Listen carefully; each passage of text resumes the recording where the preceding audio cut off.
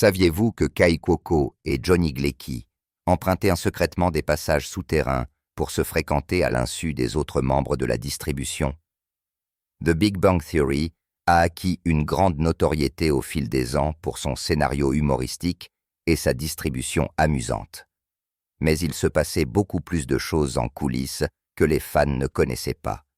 Des relations secrètes entre les membres de la distribution aux origines de leurs mots amusants. Plongeons dans quelques faits étranges que vous ne connaissiez pas sur The Big Bang Theory. Rendez-vous secret. L'un des plus grands secrets et des faits les plus étranges que vous ignoriez sur The Big Bang Theory est la relation entre Kai Cuoco et Johnny Galecki. Ils sont sortis ensemble discrètement pendant environ 2 ans, mais personne n'était au courant. Au début des saisons de The Big Bang Theory, leur alchimie à l'écran en tant que Penny et Leonard a conduit à une véritable connexion hors écran. Kai a admis qu'elle n'avait d'yeux que pour Johnny pendant la saison 1, même s'il sortait avec d'autres personnes à ce moment-là. Tout le monde connaît la scène emblématique de la saison 1 qui se déroule dans une cage d'ascenseur, mais ce qu'ils ne savent pas, c'est le fait étrange que c'est à ce moment-là qu'ils ont tous les deux ressenti l'étincelle. Johnny avait dit que l'étincelle entre eux était plus une distraction et qu'ils ne pouvaient donc plus l'ignorer. Leur relation est restée privée jusqu'à ce que Kai la révèle dans une interview, disant qu'ils étaient restés proches après la rupture et que cela s'était bien terminé. En fait, lors d'un voyage à Comic-Con, ils ont séjourné dans des hôtels différents et se sont rencontrés secrètement par des passages souterrains, courant d'avant en arrière vers leurs chambres respectives, pour éviter que les autres ne découvrent leurs relations secrètes. Mais une fois qu'ils ont rompu, toutes leurs scènes intimes sont devenues gênantes. Curieusement, le créateur de la série, Chuck Lorre, a semblé augmenter leurs scènes romantiques après leur rupture, comme s'il se moquait d'eux de manière ludique. Malgré cela, ils sont restés des amis proches. Kai et Johnny, ainsi que les autres personnages, étaient surtout vus en train de gravir plusieurs étages pour se rendre à leurs appartements, mais ces scènes n'étaient pas aussi parfaites qu'elles le paraissaient à la télévision. Tournage de l'escalier. Les scènes d'escalier emblématiques de The Big Bang Theory étaient principalement utilisées pour atteindre leurs appartements, et on les voyait souvent bavarder ou plaisanter. Mais un fait étrange que vous ignoriez est que cela a été filmé en utilisant un seul escalier de couloir sur la scène 5 à Warner Brothers. L'équipe de production a magistralement redécoré le décor unique afin qu'il imite différents étages. Ils changeaient les numéros de porte, ajoutaient ou retiraient des accessoires comme des vélos, des plantes, des cruches d'eau, ou même ajustaient les panneaux d'ascenseur cassés et le ruban de sécurité jaune pour différencier les niveaux. Selon Kunal Nair, qui jouait Raj, le processus de tournage impliquait que les acteurs descendaient les escaliers, se figeaient lorsque l'équipe changeait le décor pour ressembler à un autre étage, puis refaisaient les mêmes pas, créant ainsi l'illusion de plusieurs niveaux. Le timing devait également être très précis car les rires du public survenaient parfois au milieu d'un pas, de sorte que parfois, le dialogue ou le rythme devait être modifié pour éviter tout chevauchement entre les étages. Ce fait étrange est quelque chose que de nombreux fans ignoraient. La prochaine fois que vous regarderez Big Bang Theory, fixez la scène de l'escalier car, quel que soit l'étage supposé, il présente les mêmes éraflures et applique murale. Cela révèle le secret que le décor est en fait utilisé encore et encore. Les escaliers ont également été construits en creusant dans le plancher du studio sonore pour aménager des marches descendantes, ce qui donne une impression de réalité. Imaginez à quel point il a dû être difficile pour les acteurs de monter et descendre le même escalier. Mais saviez-vous que juste en dessous de ces escaliers, l'un des acteurs avait la mauvaise habitude d'y coller son chewing-gum, le chewing-gum de Johnny Galecki. Il y a eu de nombreuses fois où les personnages principaux de The Big Bang Theory ont dû monter et descendre les escaliers parce que leur ascenseur était en panne. Mais maintenant que vous savez que cet escalier n'était qu'un décor intelligemment aménagé qui ne menait nulle part, vous n'avez aucune idée de ce qui se trouve en dessous de cet escalier. Kunal Nair, qui jouait Raj, a un jour révélé qu'au bas de l'escalier unique où les caméras ne filmaient jamais réellement, Johnny Galecki, qui jouait Stuart, avait l'étrange habitude de coller son chewing-gum usagé au mur. Kunal révèle que cela a duré toute la durée de la série, soit 12 ans. Maintenant, quiconque s'y rendra verra ce que Kunal a décrit comme un mur de 3000 chewing-gums séchés. Immédiatement, les médias de masse ont repris l'histoire car c'est l'une des habitudes les plus étranges jamais observées sur le plateau. Certains ont même dit que les fans pourraient essayer d'acheter un morceau de chewing-gum de Johnny comme souvenir insolite. C'est l'un des secrets les plus étranges que les fans ignorent à propos de The Big Bang Theory. Mais il est intéressant de savoir que chaque personnage principal de la série a des talents musicaux. Talents musicaux. On ne sait pas s'ils l'ont fait intentionnellement ou non, mais The Big Bang Theory n'a pas seulement fait rire. Elle a également mis en valeur de véritables talents musicaux. De nombreux membres ont en fait joué leurs propres parties instrumentales à l'écran. Par exemple, Mayim Bialik, qui jouait Amy, a appris à jouer de la harpe spécifiquement pour le rôle. Elle a même interprété quelques morceaux seuls, comme Everybody Hurts et Dead or Alive, bien que certaines pièces plus complexes, comme celle du mariage de Leonard et Penny, aient été mimées. Jim Parsons, qui jouait Sheldon, s'est attaqué aux instruments les plus insolites. Il a en fait appris et joué du thérémine directement devant la caméra dans l'épisode The Boss Pants Utilization.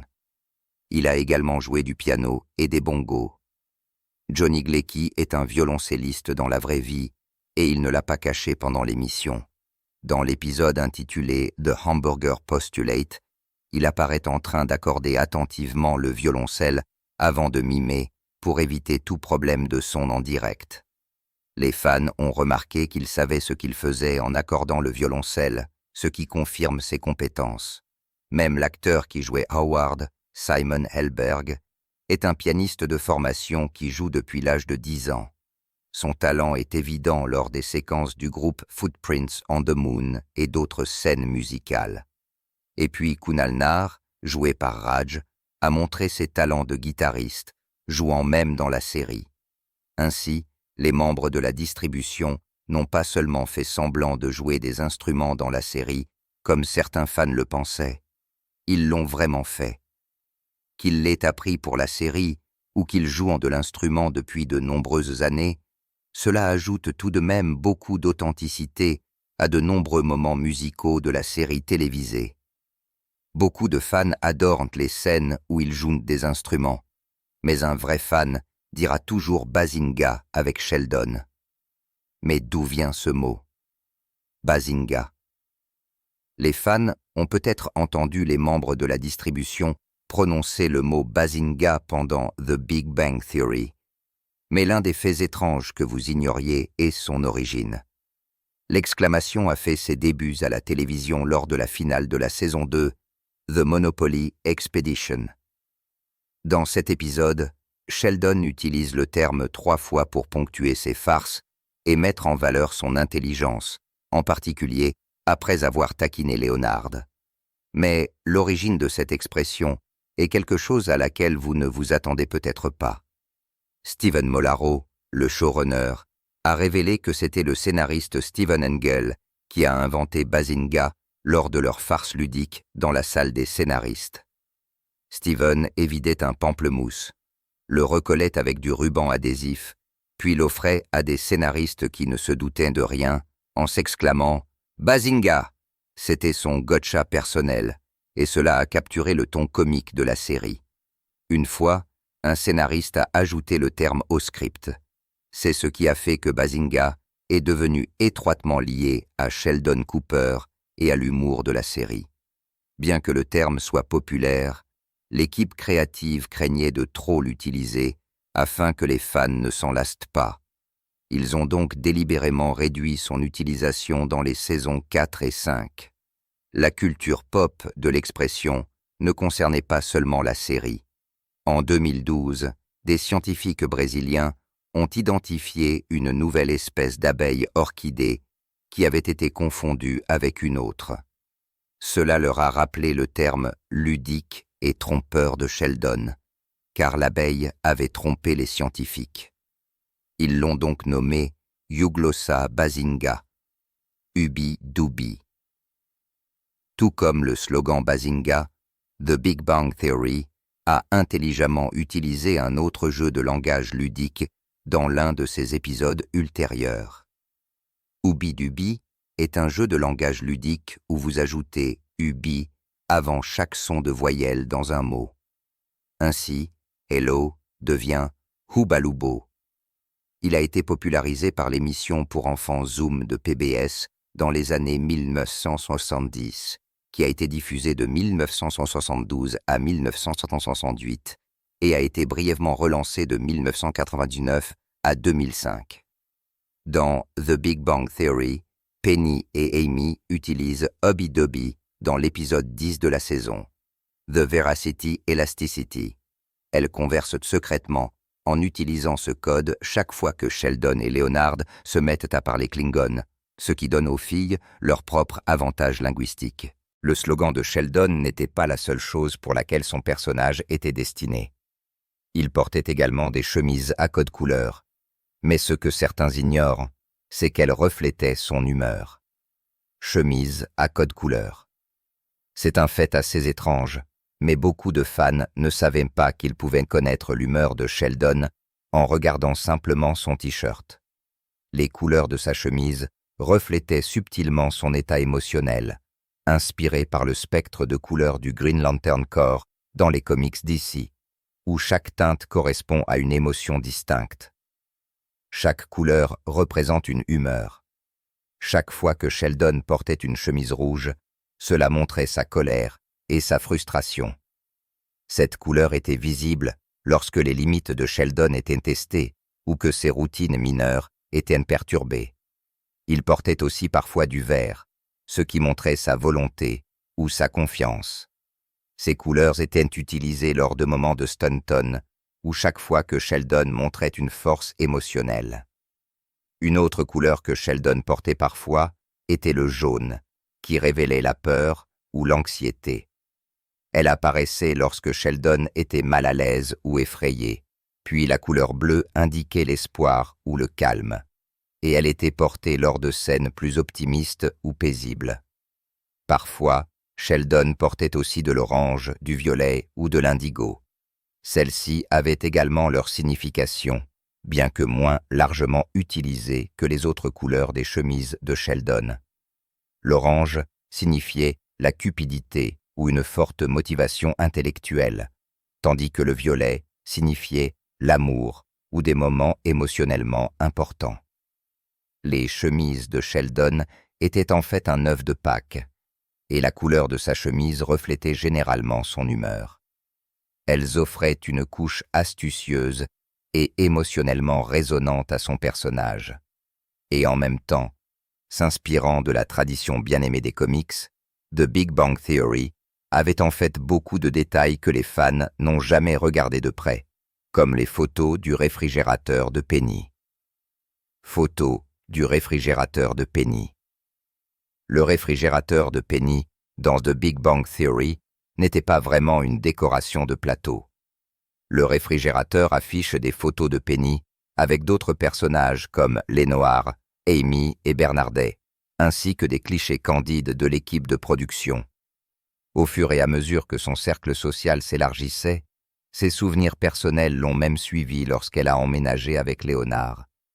Fondamentalement, elle avait un tas de photos sur son réfrigérateur qui étaient juste des photos des amis de Kei Cuoco dans la vraie vie. De plus, après le décès tragique de Caroline Suzy, qui a prêté sa voix à Madame Wallowitz, un hommage sincère a été ajouté en plaçant sa photo sur le réfrigérateur. Elle est restée là comme un rappel poignant en arrière-plan. C'était un hommage subtil à l'actrice après son décès, et elle est restée là depuis lors. Si vous regardez attentivement les scènes dans la chambre de Penny, vous remarquerez peut-être quelques joyaux cachés dans les détails du réfrigérateur. Il y a une photo des coulisses de la séquence de rêve de Leonard avec Penny dans une cage d'ascenseur qui est présentée comme une photo de réfrigérateur. Ces photos n'étaient pas aléatoires, mais elles étaient en fait placées pour enrichir l'environnement. Seuls les fans qui regardaient attentivement auraient remarqué ce qu'il y avait sur le réfrigérateur de Penny. Mais ce fait n'est peut-être pas aussi étrange que le fait que Leonard portait toujours des lunettes sans verre. L'avez-vous remarqué? Lunettes sans verre. Dès la première saison de The Big Bang Theory, le look caractéristique de Leonard Hoffader comprenait des lunettes à monture épaisse, mais personne n'a jamais remarqué qu'elles ne contenaient pas de verre. Selon Johnny Galecki, il voulait garder les lunettes dans le cadre de l'image ringarde de son personnage. Il s'est rappelé une fois que pendant les répétitions, l'équipe de production pensait que les lunettes étaient sa paire personnelle. Mais une fois le tournage commencé, il y a eu un problème. Étant donné que Leonard est beaucoup plus petit que Sheldon, il devait fréquemment lever les yeux vers lui et les lumières du studio se reflétaient sur les verres. Cela provoquait un éblouissement à la caméra. Ils ont donc dû trouver un moyen de préserver l'apparence du personnage et d'obtenir des visuels nets. Eh bien, Johnny a eu une idée rapide et a immédiatement retiré les verres des lunettes. Elles sont restées sans verre pendant les 12 saisons de la série. Bien que ce choix n'ait pas été pratique, il a cimenté l'identité de Leonard. Il y a eu de nombreuses fois où d'autres personnages ont plaisanté sur sa myopie, ajoutant une autre couche à l'humour de la sitcom. Les créateurs de The Big Bang Theory avaient beaucoup de secrets avec leurs dialogues, car les fans ne savaient pas que leur numéro préféré était en fait des œufs de Pâques. œufs de numéro. L'un des faits étranges que les fans ignoraient à propos de The Big Bang Theory est qu'il y avait un œuf de Pâques caché dans chaque numéro important. Le numéro préféré de Sheldon Cooper est le 73. L'explication de la série dans l'épisode The Alien Parasite Hypothesis était qu'il s'agissait du 21e nombre premier et que son miroir 37 était le 12e nombre. Ensuite, 7 multiplie 3 pour donner 21. En code binaire, 73 et 10010001. Tout cela est un palindrome que Sheldon trouvait intéressant. Mais encore plus intéressant, l'épisode était le 73e de la série, et Jim Parsons est né en 1973, reliant le personnage et le créateur au nombre. Un autre œuf de Pâques intéressant était caché dans le numéro d'appartement d'Amy Farrah Fowler, qui était le 314. Il s'agissait d'un clin d'œil ludique à la constante mathématique pi, reflétant son personnage scientifique. Et même lorsque Will Wheaton est apparu dans son propre rôle dans la série, son adresse personnelle était le 1701. Cela faisait référence au numéro d'enregistrement de l'USS Enterprise, NCC 107-D, honorant ainsi son héritage de Star Trek. Tous ces éléments sont des œufs de Pâques que seuls les fans attentifs remarqueraient, mais de nombreux fans n'avaient aucune idée de ce qui était griffonné sur le tableau blanc dans la maison de Sheldon et Leonard. Eh bien, c'était tout à fait authentique. Authenticité du tableau blanc. Tout au long de sa diffusion, il y a toujours eu des formules écrites sur le tableau blanc, mais les fans ne savaient pas qu'elles étaient en fait authentiques. Tout au long de sa diffusion, The Big Bang Theory a accordé la priorité à l'exactitude scientifique grâce au Dr David Salzberg, un physicien de l'UCLA, qui a servi de consultant scientifique dédié à la série. Chaque semaine, Salzberg examinait les scripts et créait de nouvelles équations pour orner les tableaux blancs, garantissant des formules rigoureusement correctes et incorporant occasionnellement des développements scientifiques réels. En fait, l'authenticité des tableaux blancs était si réelle que de nombreux autres physiciens, de véritables chercheurs, ont même commencé à soumettre leurs propres découvertes pour qu'elles soient présentées sur les tableaux. Par exemple, Dans l'épisode 4 de la saison 7, la série a intentionnellement inclus une équation directement tirée des aventuriers de l'Arche perdue. Il s'agissait d'une erreur scientifique connue du film, présentée comme un œuf de Pâques ironique. Mayim Bialik, PhD. Bien que les créateurs aient essayé de rendre le tableau blanc plus authentique, cela n'a pas changé le fait que la plupart des membres de la distribution n'avaient aucune idée de ce dont ils parlaient lorsqu'ils jouaient des scientifiques. Mais un fait que vous ignoriez est que Mayim Bialik, qui jouait Amy, est titulaire d'un véritable doctorat en neurosciences, ce qui ajoute à la crédibilité scientifique de la série. Une fois qu'elle a rejoint la distribution, les scénaristes ont intentionnellement fait de son personnage une neurobiologiste afin qu'elle puisse vérifier les faits et corriger les éléments scientifiques si nécessaire. D'autres membres de la distribution, en revanche, ont trouvé le dialogue à forte connotation scientifique exagérée. Jim Parsons a admis que beaucoup de blagues et de diagrammes scientifiques le dépassaient. Mais même s'il n'avait pas de formation scientifique, il a réussi à prononcer le dialogue complexe de Sheldon. Il devait écrire toutes ces lignes sur des fiches et les mémoriser en se promenant. Il a même placé les fiches sur le mur autour du plateau pour se rappeler et les a cachées dans des cahiers afin de pouvoir s'y référer pendant qu'il jouait. Référence aux super-héros. Comme le tableau blanc et le dialogue étaient tout à fait authentiques, la distribution de The Big Bang Theory a également essayé d'être réaliste avec ses références aux super-héros.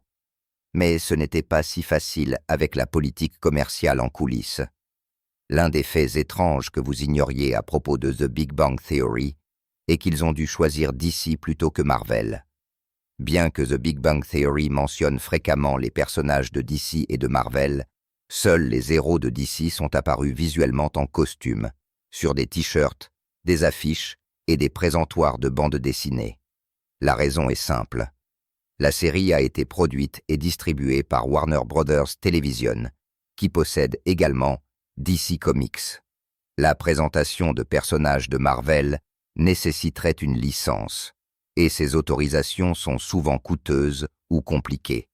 Des personnages comme Sheldon étaient souvent montrés portant des héros de DC, comme Flash, Green Lantern, Batman, Aquaman et Superman, à la fois sur leurs vêtements et lors des épisodes de fêtes costumées. Tous les personnages étaient censés être des geeks. Alors les fans se sont demandé pourquoi ils ne portaient pas aussi des costumes de Marvel. Mais il n'y a eu que quelques références comme Raj et Howard écrivant une chanson sur Thor ou Stan Lee faisant une apparition. Mais ils n'ont jamais vraiment montré de personnages de Marvel. De la même manière qu'ils ont répété les costumes de DC, Penny a continué à utiliser le même sac à main, le t-shirt et le sac à main de Penny. Tout au long des 12 saisons de la série, Penny a porté le même sac à main souple brun ou rouge à bandoulière. C'était un choix pratique et basé sur le personnage. Même si son style a changé au cours des épisodes suivants, cet accessoire est resté le même. Bien que de nombreux fans ne le sachent pas, mais un fait étrange que vous ignoriez certainement à propos de The Big Bang Theory est que Penny a porté la même chemise dans 3 épisodes. La chemise bleu clair caractéristique de Penny avec des motifs floraux violets a montré une tendance narrative subtile. Elle l'a portée pour la première fois dans l'épisode pilote où elle a rencontré Leonard et Sheldon. Puis elle a refait surface dans le 100e épisode, marquant qu'elle avait ravivé sa relation avec Leonard. Enfin, Penny l'a portée une fois de plus dans la finale de la série, lors de la dernière scène emblématique où le groupe se réunit autour de plats à emporter. Bien que cela soit intéressant, ce n'est pas aussi intéressant que le fait que Bob Newhart a remporté un Emmy après une seule apparition dans la série. L'Emmy de Bob Newhart. En 2013, Bob Newhart a remporté son tout premier Primetime Emmy Award avec son interprétation sincère et humoristique d'Arthur Jeff, alias le professeur Proton, dans The Big Bang Theory. Il a gagné dans la catégorie du meilleur acteur invité dans une série comique, ce qui en fait un moment marquant dans une carrière télévisuelle qui s'étend sur 6 décennies. La victoire de cette année a été particulièrement mémorable. Non seulement elle a honoré sa performance, mais lorsqu'il est monté sur scène aux côtés de Jim Parsons lors de la 65e cérémonie des Creative Arts Emmy Awards, le public a répondu par une ovation debout tonitruante. Il s'est passé beaucoup de choses étranges dans The Big Bang Theory que les fans ne pouvaient pas voir. De l'escalier sans fin et des œufs de Pax numériques aux détails cachés dans les tableaux blancs et les photos du réfrigérateur, lequel de ces faits vous a le plus choqué? Faites-nous part de vos réflexions dans les commentaires. Alors, merci d'avoir regardé cette vidéo et nous vous retrouverons dans la prochaine.